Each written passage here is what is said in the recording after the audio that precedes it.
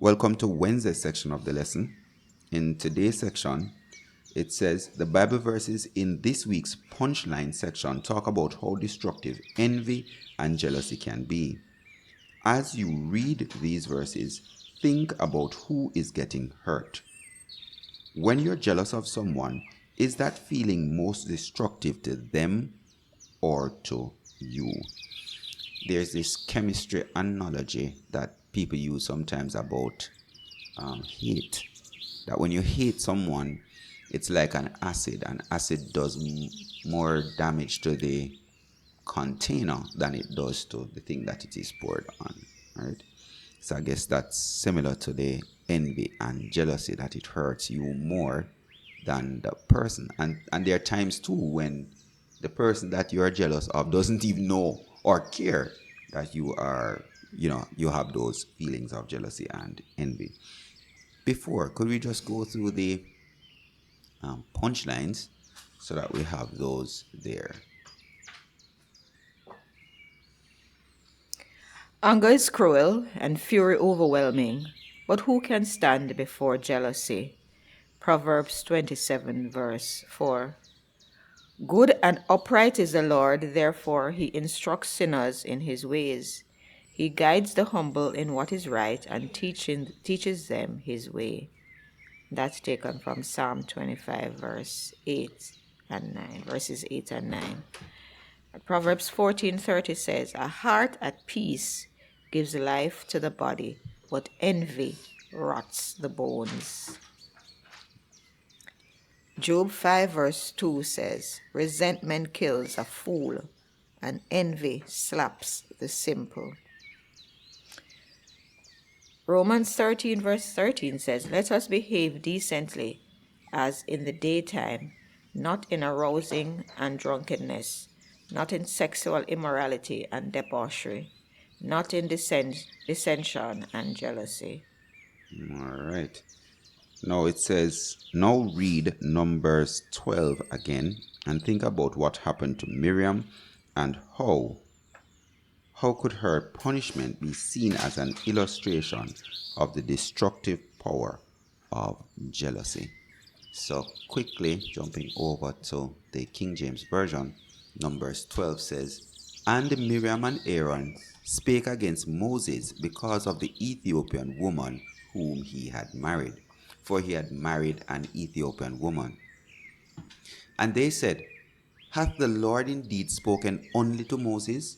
Hath he not spoken also by us?" And the Lord heard it. Nobody brought this news to the Lord. Moses didn't pray about it, right? The Lord heard what was being said. Now, verse 3, "Now the man Moses was very meek above all the men which were upon the face of the earth. And the Lord spake suddenly unto Moses, and unto Aaron, and unto Miriam, Come out, ye three, unto the tabernacle of the congregation. And they three came out. And the Lord came down in a pillar of cloud, and stood in the door of the tabernacle, and called Aaron and Miriam, and they both came forth. And he said, Hear now my words. If there be a prophet among you, I, the Lord, will make myself known unto him in a vision, and will speak unto him in a dream." And with this idea of vision and dreams, again, we see it again in Joel, and we see it again in that the early church, saying that this is how the Lord will communicate with his servants and prophets. "My servant Moses is not so, who is faithful in all mine house. With him I will speak mouth to mouth, even apparently, and not in dark speeches. And the similitude of the Lord shall he behold. Wherefore then were you not afraid to speak against my servant Moses? And the anger of the Lord was kindled against them, and he departed. And the cloud departed from the tabernacle, and Miriam became leprous, white as snow. And Aaron looked upon Miriam, and behold, she was leprous. And Aaron said unto Moses, Alas, my Lord, I beseech thee, lay not the sin upon us, wherein we have done foolishly and wherein we have sinned. Let her not be as one dead, of whom the flesh is half consumed when he cometh out of his mother's womb.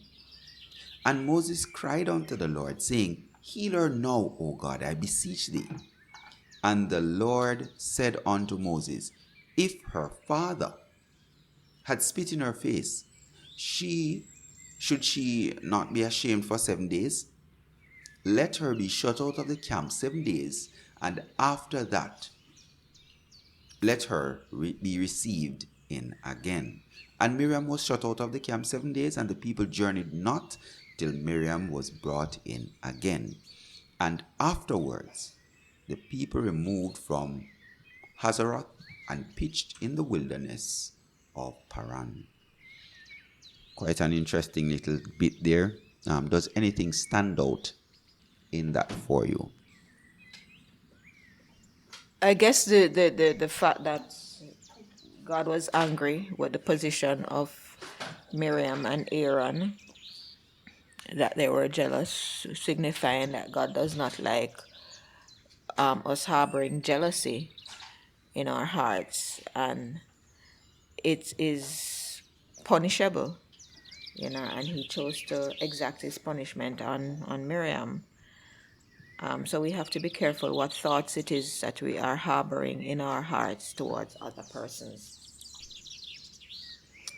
All right. So as we looked at this lesson for today, it is a powerful reminder to us all that we have to be very careful of our thoughts, especially as it relates to those who are set in authority above us. We have our own part to play, and not because God has not given us an exalted position to occupy, and we think that the position that we have been asked to serve in is beneath us, and then we envy those that have been set up to carry on God's work, or who has a more, what we would think of as a more significant role. We have to understand that we all have a part to play, and everybody cannot be the head, but we all work in an organic way in fulfilling the mission of Christ. All right, guys, thank you for joining. Get ready for Thursday's lesson by reading ahead. Take care. We'll see you then.